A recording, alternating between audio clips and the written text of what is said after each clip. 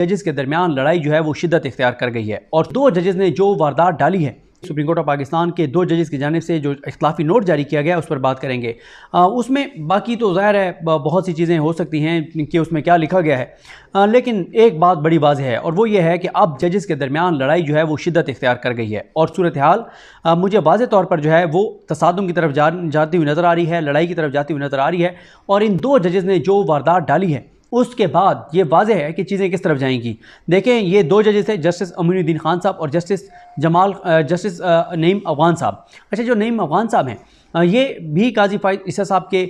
इनको ग्रुप में कंसीडर किया जाता है, बलूचिस्तान से इनका तल्लुक़ है। और अमीनुद्दीन खान साहब हैं वो भी काजी फाइज़ ईसा साहब के बहुत करीबी दोस्त हैं। और अमीनुद्दीन खान साहब जो हैं उनका हसनात मलिक साहब ने जैसे अपने वीलॉग में बताया है कि अभी जो सुप्रीम कोर्ट बार और DHA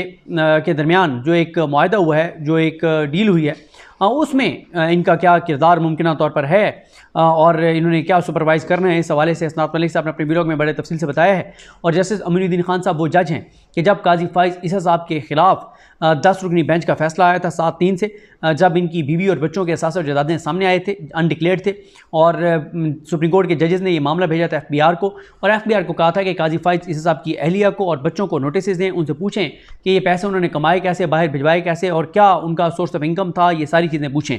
तो फिर रिव्यू आया। रिव्यू में जो फैसल अरब साहब उस वक्त तक रिटायर हो चुके थे, तो फैसल अरब साहब की जगह अमीनुद्दीन खान साहब को शामिल किया गया था। तो अमीनुद्दीन खान साहब ने काजी फाइज़ साहब के हक़ में वोट दिया था और उसके बाद फिर यही हुआ कि काजी फाइज़ ईसा साहब जब चीफ जस्टिस पाकिस्तान बने तो उन्होंने सबसे अहम जो बेंचेस में अमीनुद्दीन खान साहब को शामिल किया। अभी जो मिलिट्री कोर्ट्स वाला केस है उसकी सरबराही भी उस बेंच की सरबराही जो है जस्टिस अमीनुद्दीन खान साहब कर रहे हैं और बहुत सारे फैसले हैं जिसमें अमीनुद्दीन खान साहब को जो है वो बिठाया गया है।